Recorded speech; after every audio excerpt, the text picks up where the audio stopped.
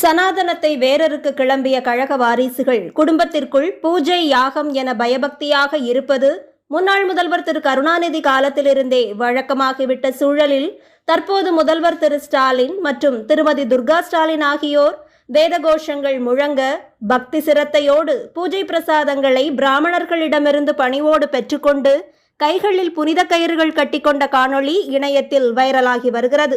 இப்போது இது பெரியார் மண்ணா அல்லது பெரியாரே ஒரு மண்தான் என முதல்வரே நிரூபித்து விட்டாரா என்று இணையவாசிகள் பலரும் கேள்வி எழுப்பி வருகின்றனர்.